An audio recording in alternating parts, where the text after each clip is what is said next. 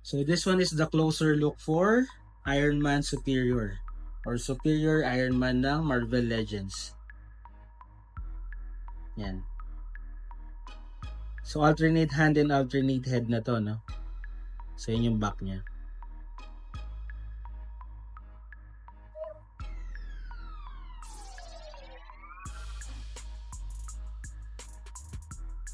Hi guys, so welcome to Ronan and Beyond. So now i-unbox natin yung Marvel Legends or ML na tinatawag nila. ML series Superior Iron Man. Alam ko sa comics pa lang ito.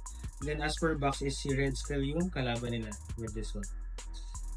So yan. Zoom lang natin. Okay, so unbox natin. If mag-unbox kayo, much better na gumamit kayo ng cutter, no? And then sa ilalim nyo lang start.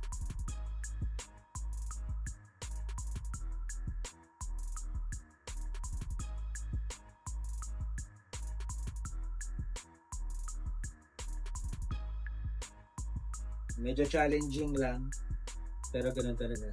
So nga pala, ang gumawa nito is Hasbro. So sila rin yung gumagawa ng Star Wars and the like. Mostly ng mga Marvel, sila ang nagawa.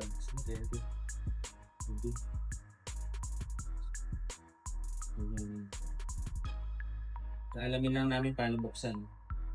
So first time namin mag-open ng Marvel Legends.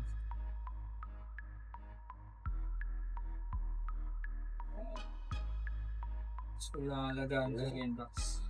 Yan, no? Tama. So kailangan alagaan yung box para meron siyang bahay.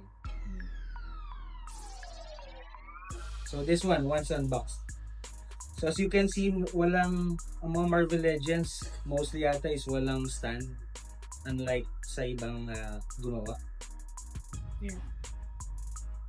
So alisin natin yung figure mismo.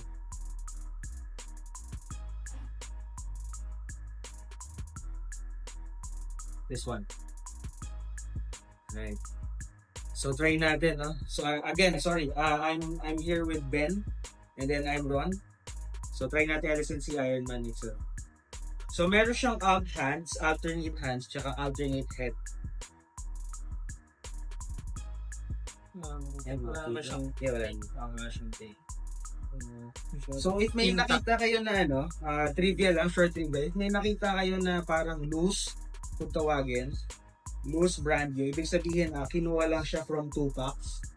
For example, si Iron Man and then si Thanos, kinuha lang yung Thanos pero yung Iron Man never naganaw.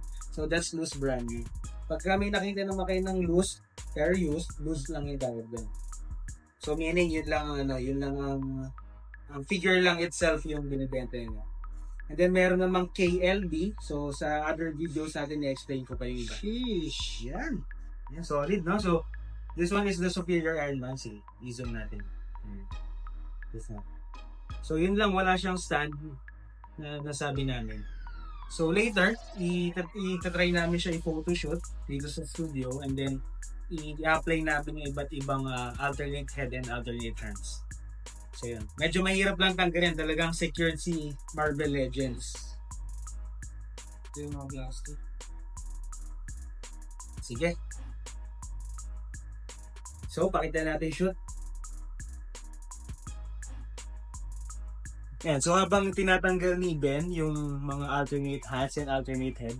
So, this one yung closest na quote. Closest na fig.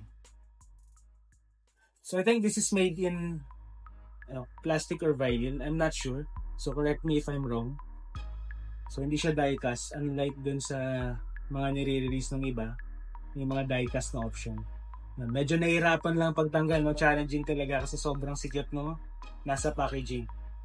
For me, no, mas maganda yung may head na mukha mismo ni Iron Man. Ni Tony Stark. So try natin ilagay yun. So ito na, no, natanggal na natin. So ito na yung another alternate hands niya. Sorry, alternate hands. Oh, sorry. Isa ba? So ito natanggal na natin. Ito na yung alternate head niya. Mas maangas, no, kaysa dun sa yung isa lang na yung parang helmet niya lang. Sheesh talaga. So try natin pa ito yung alternate hands.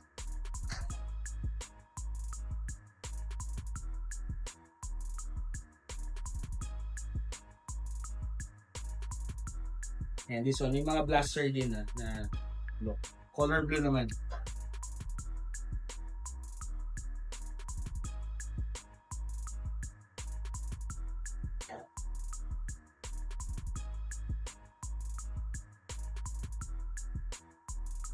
Eh, ano pala siya sa shoes? Pwede rin siya sa kamay. Pwede rin sa kamay, pwede rin sa shoes. Sige, kahit yun. So yun ilapit lang natin sa camera. So yan, pwede siya dito. So meron siyang hole dito sa ilalim. And then pwede siyang palitan ng alternate hands. So parang blaster siya dito. Yan. Okay. So start na natin shoot.